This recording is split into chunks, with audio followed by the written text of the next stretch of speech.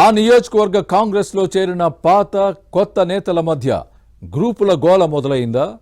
పాతవారిని పక్కన పెట్టి కొత్త వారికి ప్రాధాన్యత ఇస్తున్నారని ఆ ఎమ్మెల్యేపై పార్టీ శ్రేణులు ఫైర్ అవుతున్నాయా? ఎన్నికల ముందు తర్వాత కాంగ్రెస్లో చేరిన నేతల తీరు ఆ ఎమ్మెల్యేకి తలనొప్పిగా మారిందా? ఇంతకీ ఎవరా ఎమ్మెల్యే? ఏదా నియోజకవర్గం? Was the story?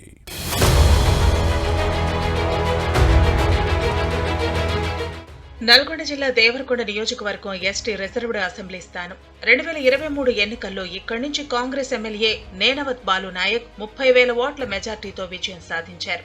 అయితే ఎలక్షన్స్ కు ముందే బీఆర్ఎస్ కు చెందిన శాసనమండలి చైర్మన్ గుత్తా సుఖేందర్ రెడ్డి అనుచరులు కాంగ్రెస్ లో చేరి బాలు నాయక్ గెలుపు కోసం పనిచేశారట.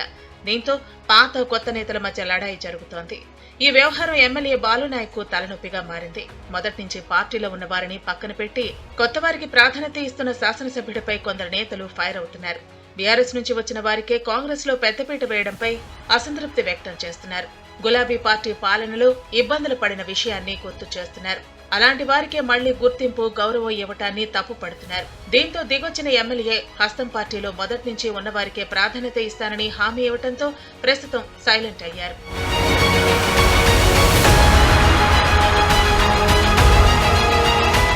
ఇప్పటికే దేవరకొండ కాంగ్రెస్ లో 2 గ్రూపులు ఉన్నాయి. ముందు నుంచి పార్టీలో ఉన్నవారు ఒక వర్గంగా ఉంటే, ఎన్నికలప్పుడు బీఆర్ఎస్ నుంచి వచ్చి కాంగ్రెస్ కండువా కప్పుకున్న వారు మరో వర్గంగా కొనసాగుతున్నారు. తనకు ఇష్టం లేకపోయినా అధిష్టానం ఆదేశాలతో బీఆర్ఎస్ నేతలను చేర్చుకోవాల్సి వచ్చిందని ఎమ్మెల్యే బాలునాయక్ తన సన్నిహితులతో అన్నట్టు సమాచారం. ఎన్నికల్లో కాంగ్రెస్ ఓటమికి కంకణం కట్టుకుని పనిచేసిన నేతలు ప్రస్తుతం పార్టీలో అతి చేస్తున్నారంటూ కొందరు నేతలు ఫైర్ అవుతున్నారు. కష్టకాలంలో పార్టీకి వెన్నుదన్నుగా ఉన్న నేతలు గతంలో మాదిరిగా ఇప్పుడు పనిచేయలేకపోతున్నారట. దీంతో హస్తం పార్టీలో ఏం జరుగుతోందనని క్యాడర్ ఆందోళనకు గురవుతోంది.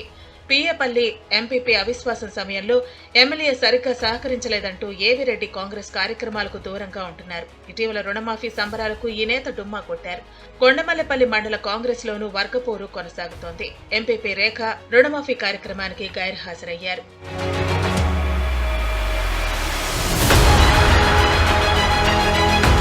దేవరకొండ నియోజకవర్గ కాంగ్రెస్ లో వర్గపోరు తారస్థాయికి చేరింది. దీంతో పార్లమెంటు ఎన్నికల్లో పార్టీకి ఓట్ల శాతం తగ్గింది.